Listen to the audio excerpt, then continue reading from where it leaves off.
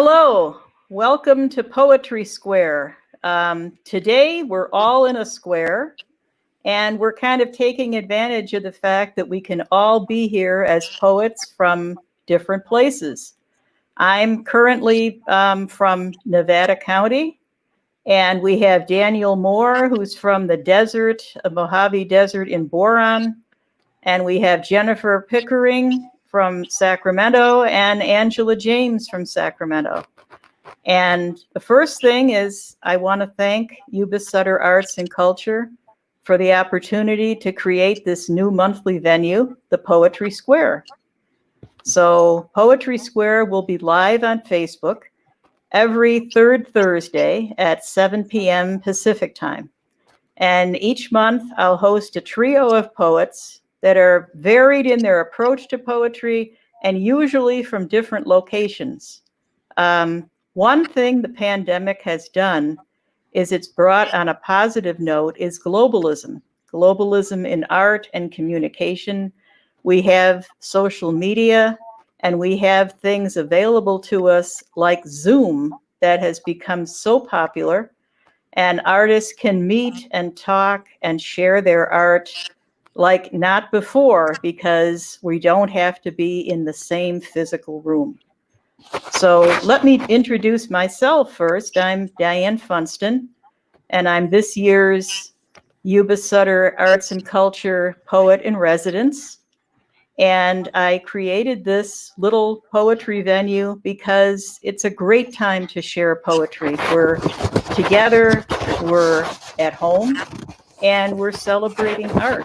So I'd like to share a few of my poems. This first one is called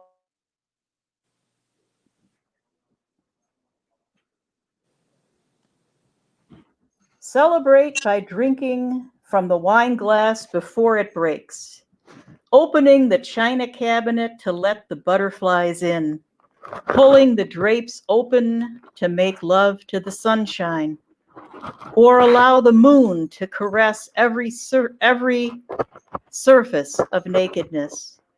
When the feeling comes, don't hold back. Shout, snort, squeal, scream to the constellations that you are experiencing joy. Finally, truly, most definitely joy. Undiluted by rules that no law ever fit, or revenge that no longer holds fire. Let us all get on with our lives and celebrate and know people can change. We who had justified fury and vengeance can just let go. Letting go feels wonderful, free-floating, amoeba-like. I can forgive so I can celebrate.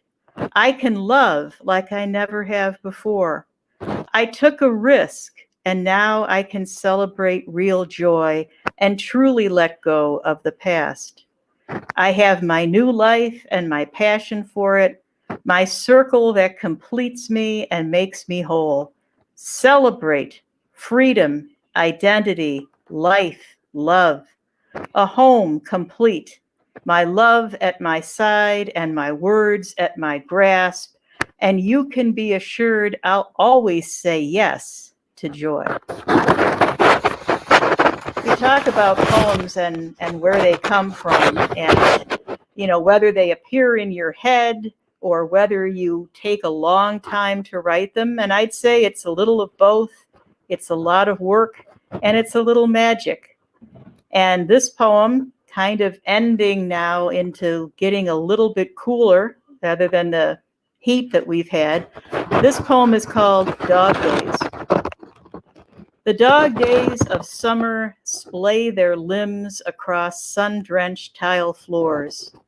They snore softly in sleep slumber, bypassing the overheated hours where heat is relentless, the air stilled to stifling. Every so often, a memory of ambition, a leg twitches. Dreams, perhaps unfurling leaves, of celebrated spring come hither. Sunshine warming the backs of bodies too long inside.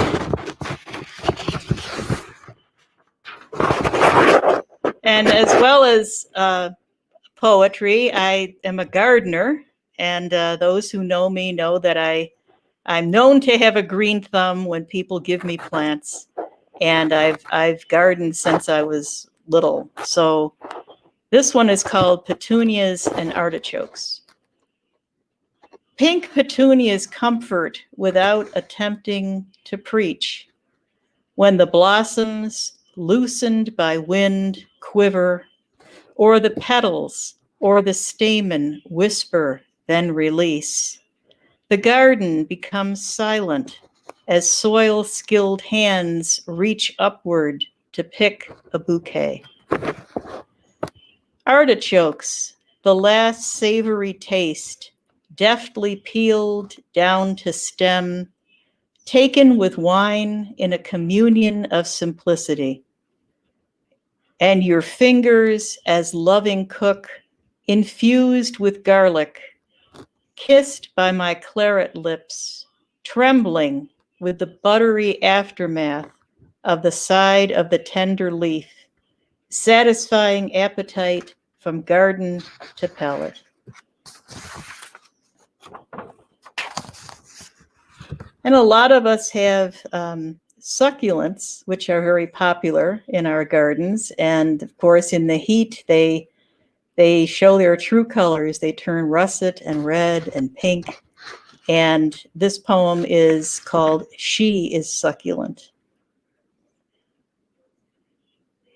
Plump, heavy with fluid, saturated. Tight-knit green leaves reach from rosettes in a hierarchy of separate levels. She holds enough for when there isn't enough. The nourishment is scarce at times, scant at others. She depends on her reserves. Her pretty red rouge is painted from drought. She must starve herself for her beauty. Increasing rain or a gardener's tender mercies fade her crimson color to a monochrome green. Her life is a balance of survival and growth. She appears soft, but is stiff to the touch. Life in the desert depends as much on opportunity as it does on grace.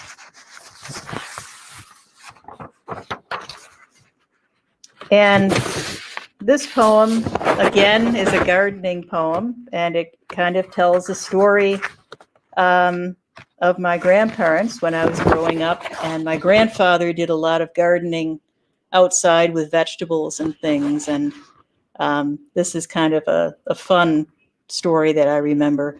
It's called I Remember the Carrots. Grandpa's experiment in the garden that year, he planted carrots with the corn, tomatoes, beans, and peppers in our city backyard, 1960s. Grandma scolded, a waste of time and money. She was the practical one, no time for experiments or dreams.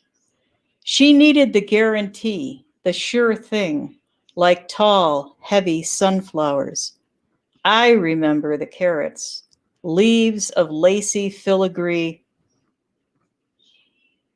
floating in humid summer breeze. We watered, we weeded, we waited.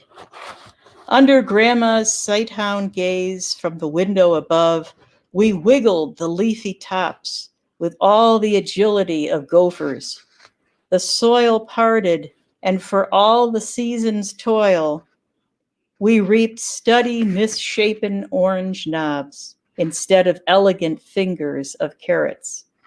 Grandma's disdain came in a passive-aggressive grin as she tossed the diminutive harvest aside. Grandpa saved them from the compost. 3 for me, 3 for him. Rocking gently on the old porch glider, we crunched sweetness on that cicada song afternoon. I grew up in Rochester, New York, which is upstate New York, about, a good distance away from New York City. It's not what you usually think of as far as New York. And I have one poem I'll share with you about that time, and it's called Cottage Industry. Working class cottages hold no interest for speculators or those who wish to restore the elegance of 19th century. High button splendor, top hats and tails, calling cards in the foyer. Working class cottages always held the laborers, factory workers on the line, Eastman Kodak Assembly, Bausch and Lomb, Hickey Freeman immigrant hands stitching suits and making buttons. Working class cottages raised up those who washed other people's clothes in other people's kitchens, fed other people's children, came home to hungry mouths of their own, crying, "Mama, Mama, poor tired Mama," working fingers to the bone. Working class cottages, no gingerbread trim, no turrets, parquet floor, nothing to restore except strength so the body can work, soundness so the mind can continue, in a top-down society where Queen Anne's become gentrified and the workers run down, painted ladies wait at the table while servants sweep the floor. But working class cottages still stand in rows of solidarity, a comforter of many colors against the storm, while the Victorian tiered fortresses adorn the National Registry. They cannot be altered, while the cottages adapt, evolve, diverse, united, and strong.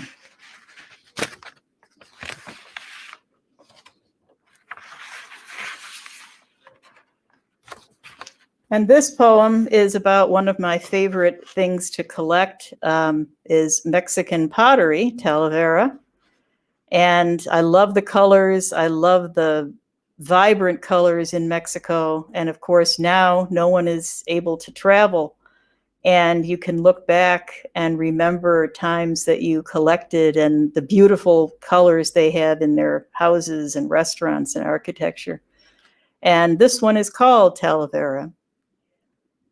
Blue, deep, rich blue. Yellow, green, red, orange, colors of earth, water, sky. A joyous rush of color, extroverted hues, jubilant shock of the whole rainbow. Earthborn clay, molded by hands from a love of the land, a dusty land, valleys and mountains, cities and rural resorts, mariachi music and street vendors, the scent of spices, limes, cilantro, swords of agave spilling into tequila. But that deep blue, the shiny coat of color on clay, emits sunlight into the room, onto the deck, into the most overcast of California winter days, the cast of characters, animals, bugs, lizards, suns and moons in celestial joy, planters whose colors compete with the plethora of petunias, waving and pouring from within. Talavera and Mexico, you fill my house and my heart. And those are the poems that I chose to read for this event tonight for myself. And again, I'm thanking Yuba Sutter Arts and Culture for the opportunity for this show. And we're going to have another poet come up now. And then you will hear from two more poets after the next poet who'll be coming on. Okay, I'd like to introduce Jennifer O'Neill Pickering, and she's a poet from Sacramento, and I believe she's also a gardener. And she has ties to the Yuba Sutter area, and she has a book that recently came out, and I'm sure she'll tell you about that. She has a relationship to peach farming here in Yuba Sutter. So this is Jennifer O'Neill Pickering. Thank you. Thank you, Diane, and the YubaSutterArts for having this show. And I'm really neat to kind of be home briefly. I actually haven't lived in that area for many years. I grew up there, as I said, or as Diane said. I hope my dog's gonna, my dog. I don't know if my dog's gonna let me read tonight, but she may be, anyhow. But I lived in New York, actually, Diane. So I lived in upstate New York too. I went to the University of Buffalo, so I know the winter and all that. I moved when I came back to the West. I moved to Sacramento. But so my book is called Fruit Box Castles: Poems from a Peach Rancher's Daughter, and it's available on Finishing Line Press. The photograph that you see on the book is a photograph I took at Brock's fruit stand, which is on Highway 70, on the way to Oroville out of Marysville. And I highly recommend Brock's fruit. You know what? I'm going to have to give my dog a treat or something. So I'm terribly sorry, but just un momento.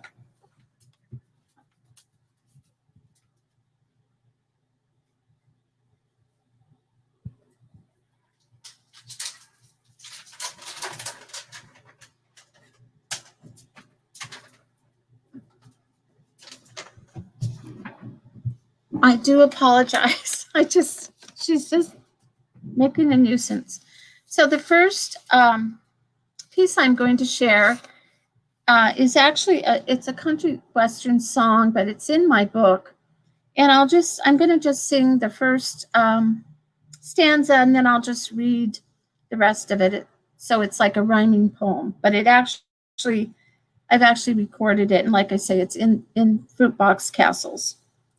It's called When Daddy Left Mama. Daddy left Mama before I was born, left her with 2 kids on a 2-bit peach farm, ran off with another, had raven black hair, left Mama pregnant, 2 babes she would bear. Now Daddy, he was a dreamer, this I was told, looking for greener pastures that had already been sold. Went down to Mexico and he took all Mama's dough. Grew cotton in Sonora, but never struck gold. Now, heart can be fickle, this is surely true. And someone is always going to lose. When the red heart of passion mixes with blue, and a heart becomes purple, just like a bruise. Well, I didn't see my daddy till I was just 3. And that isn't how it's meant to be. When he held me in his arms, I wailed and I cried, 'cause even a wee one knows when a daddy lies. Now I forgive my daddy after calling him every word in the dictionary that was dirtier than dirt. But I'll be damned if I didn't become like him, possibly worse. A dreamer, painting pictures and writing useless verse. A dreamer, painting pictures and writing verse. This next one's called Fruit Box Castles. And so when I was a kid, when the peach boxes would be dropped off for the peaches, before that we'd make these what we called fruit box castles. So they were constructions that were quite involved and kind of reached for the sky. Too young to understand ranching, I was the observer with a head full of questions, getting in the way as Mom pulled on her waders, sloshed down the muddy rows, shoveling open the checks, gritting the orchard in dirt geometry. Summers we slept on cots unfolded in screened porches.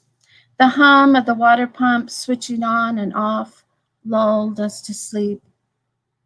Told never to play on the plywood planking, the well, or meet the calico's fate. Fished up in a net, a wet mop of meows. July meant fruit box castles, children's architectural wonders, prodding the gates of heaven. When the limbs dropped toward the earth, heavy with fruit, Mom braced them with wooden props of V's, culled the smallest for canning and peach pies. The crew came to the harvest in a cloud of cinnamon dust. Sunburned faces peeked out from checkered bandanas. Beneath straw hats, magicians' hands filled canvas sacks. 30 pounds bowed their backs, and once an infant, in a smaller sack, nursed a mother in our walnut shade. Mom counted boxes. Dad drove the tractor, towed the flatbed to men with biceps like trunks of oak trees, stacking boxes on pallets. Afterwards, the orchard looked roughed up, as if there'd been a theft or a violation.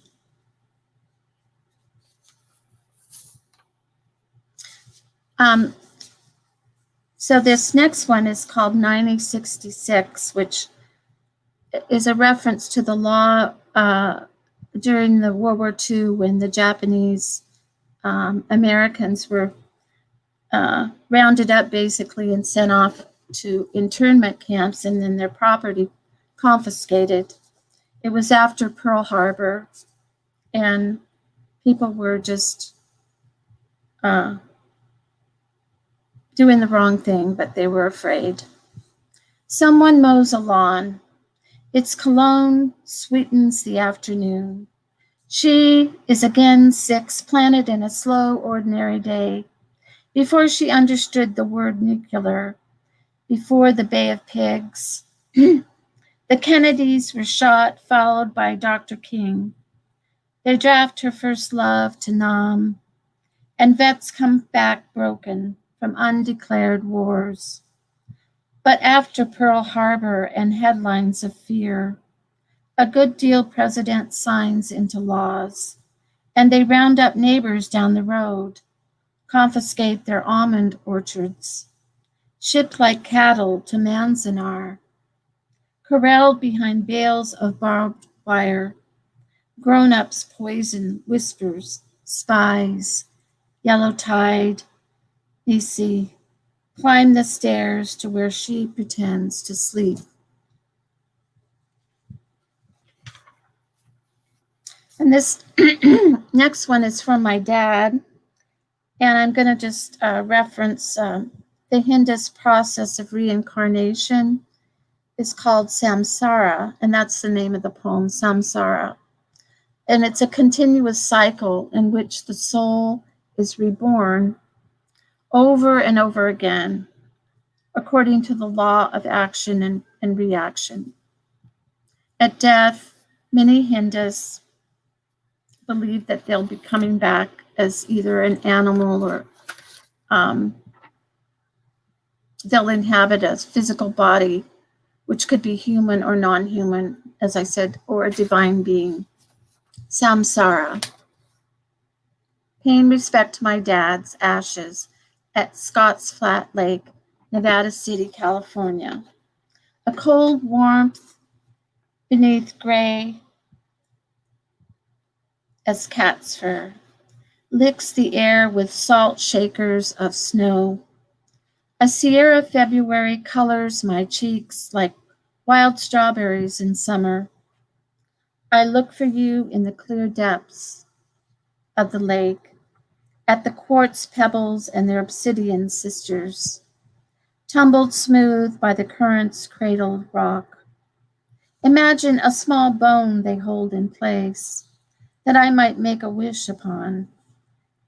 I think I hear the aria of your laughter. North wind carries up the ridge into the chanty of pines. I want to cry, but my eyes are stones, skipping across the thin skin of lake. I hear you call out my name in a flat, horned note, the splash of a strong swimmer as you'd been. Is this mud hen, this duck your Samara, eager for my breadcrumbs? How easily she glides, shelters in the alder's crochet of twigs, warm in her feathered bed.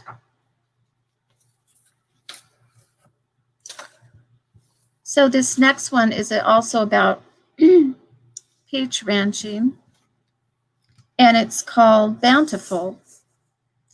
Mom, midwife rows of freestones. Late July, we'd sit under umbrellas of the walnut tree, peel pink ribbons of skin, release pits in a curl of wrists. Peaches fill canning jars, clacking in cauldrons of water. Pale circles of paraffin float on bountiful mouths.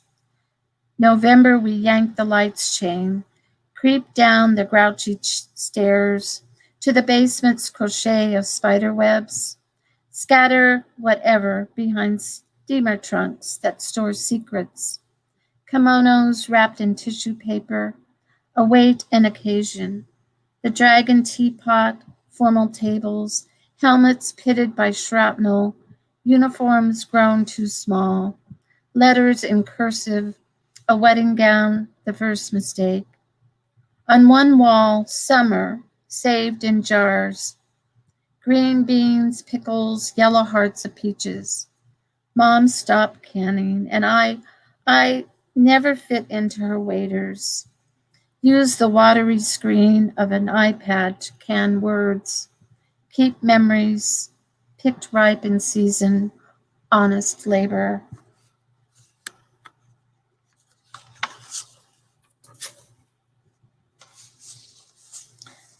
So this next one, I'm reading it for my mom, but also because it was referenced on the back of my book by somebody that gave me, wrote something up on the back of the book, Wendy Williams. And it's called Alchemy of Grief. Every morning after the stroke, she'd announce from the rocking chair, "Today, I'm going to the ocean." Eyes full of the devil, Faye a beach walk on the carpet in mismatched espadrilles, red and orange. Wisps of hair, white as angels, escape a borrowed Yankee cap. On the ride to the adult day club, she says, "I'm glad I wore my windbreaker because, the wind blows clear through you there." In theory, we begin our journeys at birth, travel backwards, moving forward. Observation is vital to the outcome of an experiment. To turn grief and intangible into tears, or feelings calcified to a simple solution, or to do right by a mother, takes time, measured with divination. Commit your findings to page. Weigh the variables against the constant values. Test their viability. Formulate tinctures, potions for sleep. Collect tears in crystal beakers. Use what is required. Release them to the nights devoid of tears, of stars. Someone who needs to cry. Below, you will find several conclusions I am certain are true. Data based on emotions is impossible to validate. Sadness cannot be measured by leaders. Often, what we know is understood as fact and can never be proven scientifically.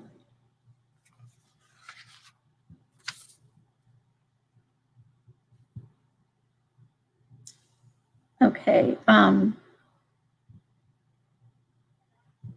Okay, 2 minutes, I think, here. So, I should use it well, I guess. You know, I'm going to read a newer poem that I wrote that it isn't in the book, but well, it's not that new. I wrote it after the campfire, so I'm going to read that. I'm going to end with that, I guess. It's called Paradise Lost. My friend lives up near Paradise in Magalia, which is the town right next door. Luckily, his home was spared. But this is called Paradise Lost, and it's based on an article I read, I read in the newspaper. I think the Bee. Paradise Lost. Sky rains ash, gray snow, white hair. Salts and peppers the lab astray, born with a North Star on his chest. She rescued him, and now he leads them down charred streets, past blackened bodies of cars, afraid to peer inside, past neighbors' homes, dust to dust, past the forests, funeral pyres. A president issues blame, his words no salve to ease the victim's loss, coughing and staggering through befouled air, lungs on fire, mouths pinned to bandanas. Nettie blames 100-mile winds, the stingy autumn rains. Bad luck, maybe climate change, but certainly someone's greed. She prays and hopes her prayers are answered because she's lapsed. Midnight limps forward, stops, growls at the smoke screen. Flaked metal and plastic, flesh and bone, water and wood, what lifetimes grow, gone in an hour. A wingless angel, forearms big as stumps, float towards them.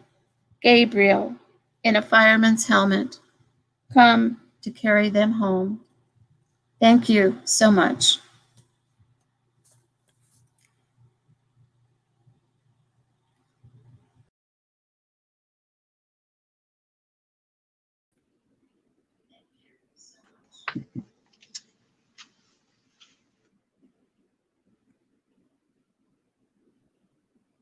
Thank you, Jennifer. That was a wonderful reading. That was Jennifer O'Neill Pickering.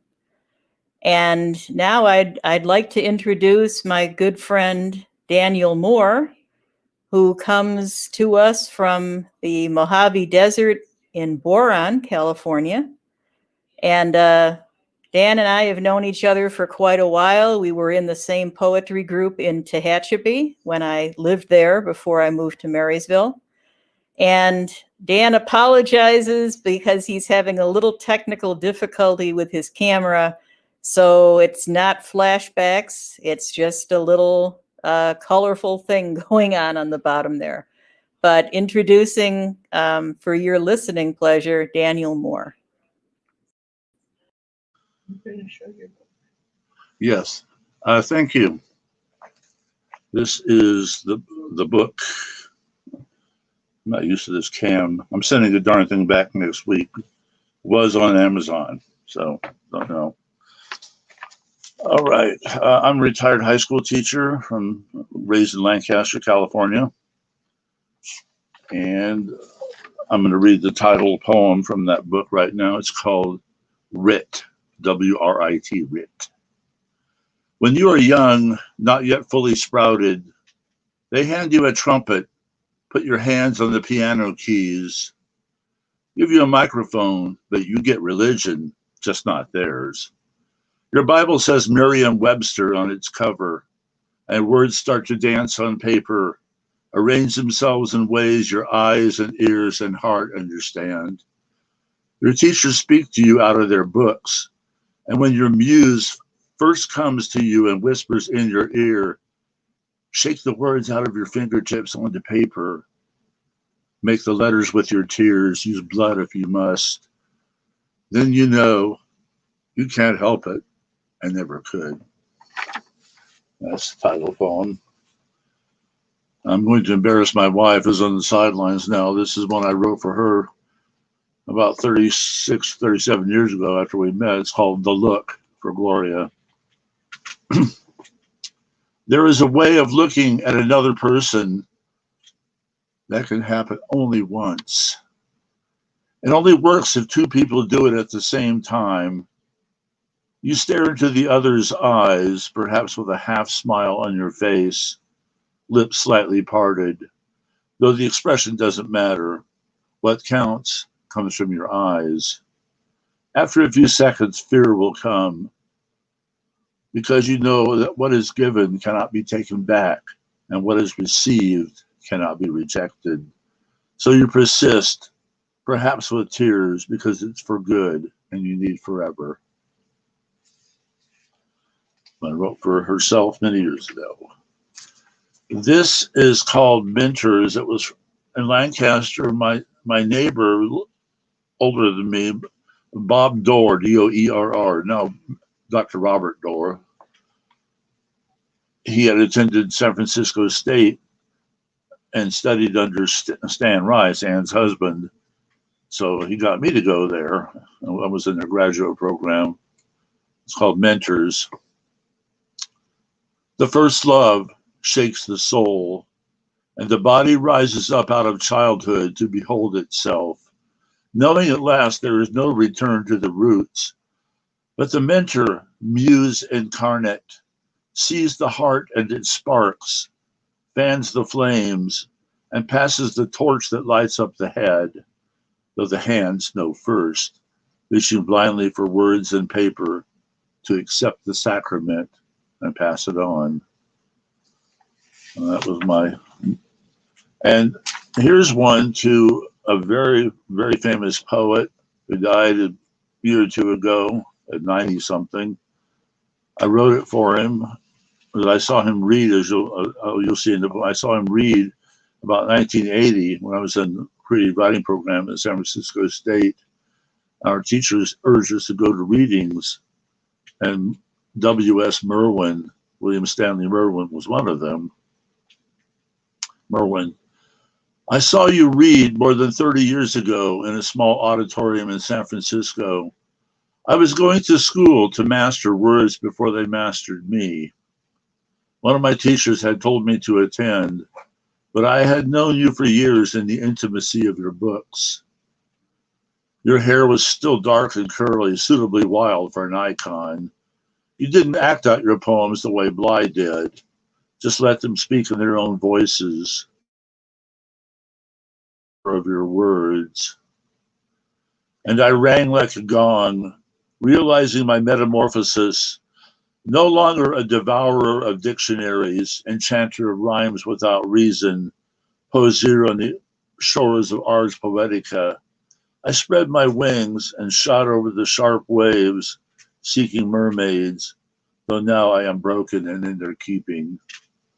I sent this to, emailed it to Master Merwin, and he had his secretary tell me that he liked it very much. So that was good. This this is very strange. It's called Whorl, W-H-O-R-L, and a big anthology, a group down in San Diego published it a few years ago. It's written from the viewpoint or vantage point of someone who lives on a flat earth. The whirling disk of the world, always clockwise, turns on the flat back of a tortoise, whose only job it is, thus conferring time, for without movement there can be none. The drooping of the far edges heralds the horizon, hidden from sight, margin of reality, off which brave mariners have sometimes sailed to navigate the lit lamps of stars. Height we have achieved with bags of hot air or wings, though few have flown high enough to see the outer ring wreathed in cloud. Those have suffered lightning bolts and come back to us in flames and feathers. Witches do their workings witter shins, seeking to nullify the crab-wise turning of the great clock, to gain control of the mindless Chelonian dance beneath, and thus manifest their own power. Those who eschew the magics of the preternatural and reject the superstition of the flat-shelled turtle posit vast clockwork below the platter with the clockmaker as mainspring.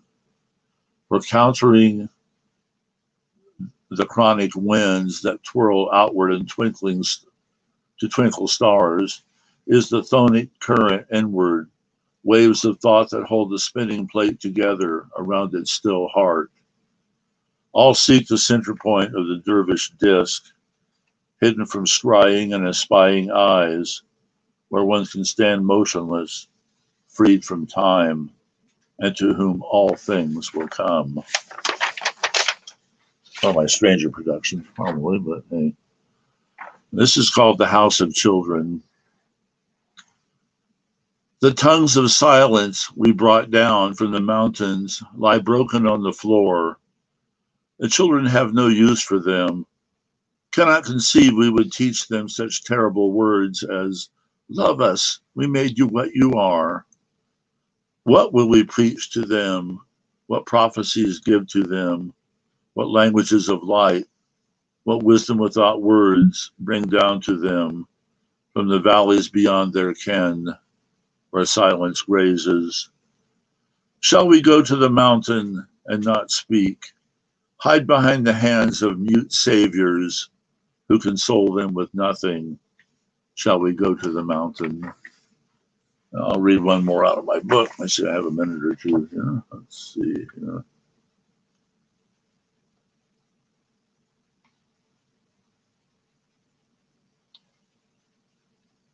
Hold on a minute. We'll get there. I know we're going to make. This one's called Linger. I wrote it Kennedy Meadows, I think it was, up in the east slope of the Sierras, very high up. I was kind of suffering from slight oxygen deprivation and passed out for a few minutes. Then I woke up and wrote this. It's called Linger. Woke in pine forest, nearly 2 miles high, dead lake far below, above the bird songs, air faintly blue like some thin noble gas. A part of me had already moved on. Who was gone away? When was not even a trace memory? Why could not be asked? I was not afraid. You have to know who you are to have fear. I started to breathe, breath of pines again, and forgot my death. Thank you.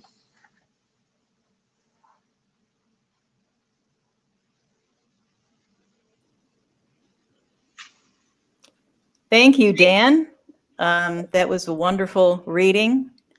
And we got to know a little bit more about a lot of things that you write about, which is great. So that's doing very well.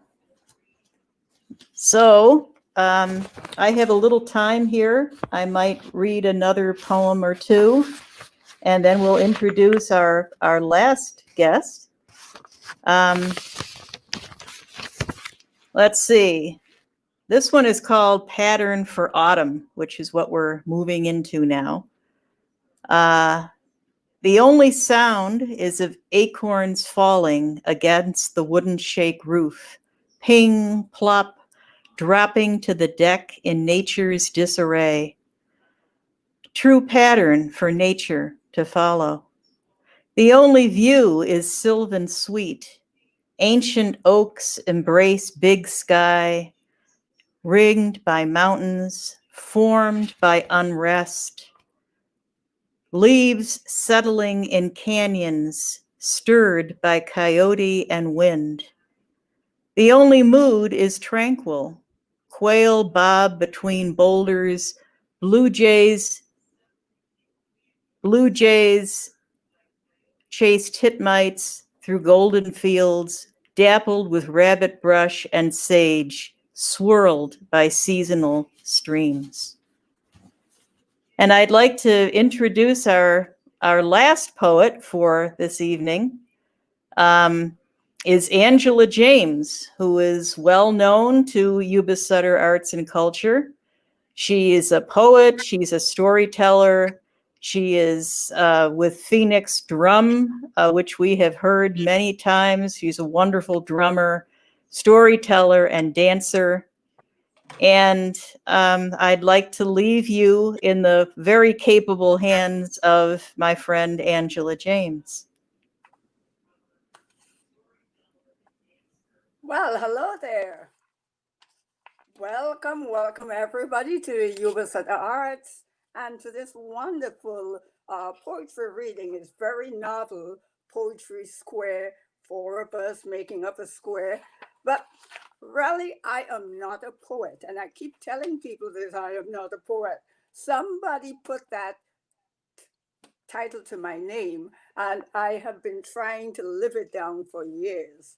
But I like poetry. I like reading poetry. I like writing poetry. I read a lot about poetry. I read a lot of poetry, the ancient stuff and the modern stuff. And I really love words. But I write about everyday things. I don't get into these deep emotional thoughts. So there's just the everyday thing, like on my lunch break, sitting in my car. And I sit in my car and you look there because you can't stay in the office. So I sat in my car and watched the world go by on foot, on wheels, and in flight. And in the battered black Cadillac that kissed the behind of the brand new, perky, topless red Corvette. I watched a drunken navigator guided by touch along a chain link fence, a conspicuously concealed bottle lightly touched, protecting every last drop of that essential rot gut. I saw a green caterpillar matching his face, green yellow fair oozing from every minute hair, mindful of the chance that he might be food for the bird on the nearby branch. I smiled at the gang, hard hats in hand, dusty lunch, pastrami and rye, a piece of pie, and a small slice of life that 30 minutes can buy. I saw a lone child walk uncounted miles, hypnotic precision on painted parking lot lines. I saw sound waves shimmer in the hot noonday sun. I saw an ant, a bee, a scraggly cat, a dog peeing on a tree. I closed my eyes, and in a flash, I was born back into the world of sound. So just by observation, looking at all the little things that, looking at the light play on the trees, through the leaves, looking at kids at play, looking at all the dirty dishes in the sink. And these are the things that inspire my poetry. Well, one of the things that really inspired me was looking at Art Luna's pants. Now, Art Luna, he is the proprietor of Luna's Cafe here in Sacramento, which is a hangout, a resting place, a nesting place for poets and musicians in Sacramento and the surrounding areas. And Art wears these shorts, and they have some really great designs. So one night I'm looking there as he goes back and forth, helping out his waitress. And I thought of this artistically. Black and white doodles on a pad, prismatic delights, sunny side up, morning light, sultry nights, bright notes of birds in flight, black and white highlights on art's pants. That's my kind of poetry, you know. But sometimes I do the whole, you know, phrastic thing. You know, you look at a piece of art or I hear a piece of music and I am transformed. And I have this painting, and there's a history of this painting. Yeah, he's going to put it up. There is this painting, and I'll tell you the story of this thing. I bought this. Well, let's say I found it one day many years ago, about 25 years ago, at a Goodwill shop. It was lying there on the floor, and some little snotty-nosed kid was jumping up and down on it. I gave him a dirty look, chased him off, picked it up, took it to the front, and says, "How much do you want for this?" And they says, "There's a price on it." And I says, "No, there isn't." You know, we go through this whole thing. And finally they said $5. And I bought this painting for $5. And it's really large. It's about 3 feet wide. You know? So I brought this thing home and I hung it in my living room. And friends would come over and they would look at this thing and look at me and says, "Oh my God, where did you get that?" So it had a stint in my living room. It had a stint in the kitchen, my bedroom. It went out to the garage. Now it's back in the living room. But it's the same reaction every time people would offer me new paintings to replace this thing. But I just loved it. I mean, I've had it for 25 years and it's still hanging in my house. But it inspired me just looking at these colors, looking at these glass jars. And I thought, and one day I didn't just think, I heard. I heard the artist's frustrated sigh as he schemed to trap sunlight in a jar. But the stems closed ranks and thwarted him. Nature's hue heralded spring, translated into wide-mouthed grins, the lines of art and anguish struggling from within. The shadows bled, the petals spread open in righteous invitation. So I stepped in and was instantly transformed.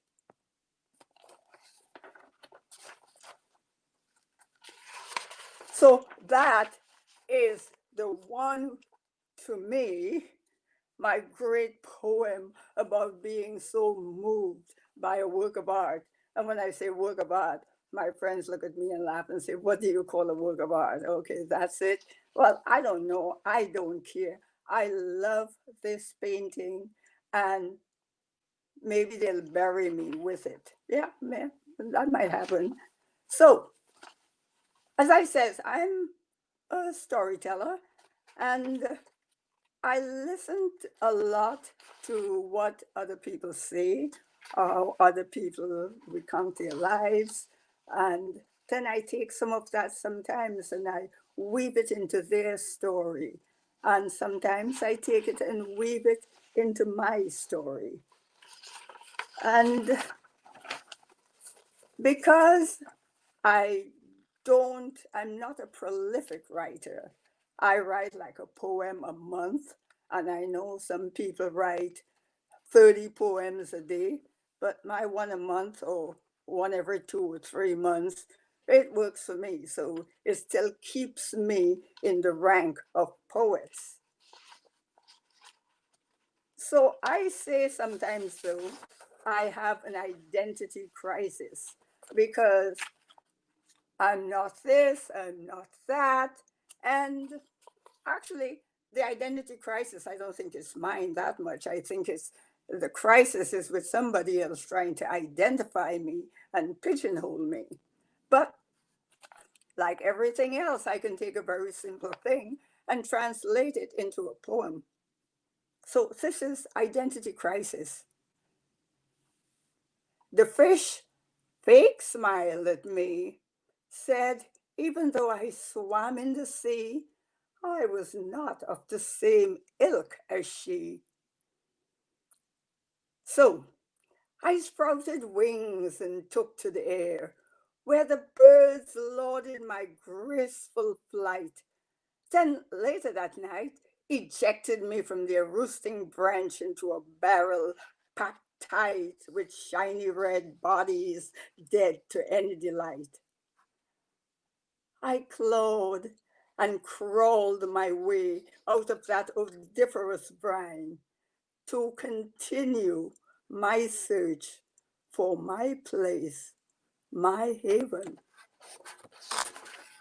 And life is a journey, and we keep on looking for stuff, who knows what we're looking for? We're looking for love, we're looking for money, we're looking for a whole lot of things.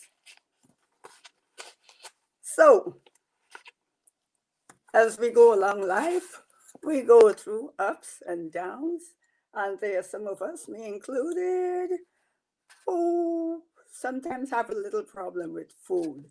We're trying to eat less because we want to lose weight. In my case, I'm trying to eat more because I want to put some on. We just can't give up the chocolate. We can't. Oh, well, I'm on a medically supervised diet, but sometimes you just have to fall off the wagon. I call this, after I went to a memorial for the husband of a friend, and I call this repast, or falling off the diet wagon. And I hope this resonates with a lot of people. Whether you're diabetic and you have to have a special diet, whether you're vegan, you're vegetarian, you're pescatarian, you're some kind of, I say I'm at the top of the food chain. I can eat anything, but I can't. But I fell off the diet wagon this one time. I ate the bacon, bread, and butter, ate the whole antipasto platter, ate the dates, then ate the figs, pretended I wasn't quite the pig. The ham was moist, chewy, and tasty, served with a side of red-eyed gravy. Added half a scoop of mashed potatoes, topped with carrots and sliced tomatoes. The salmon sandwiches were slightly off.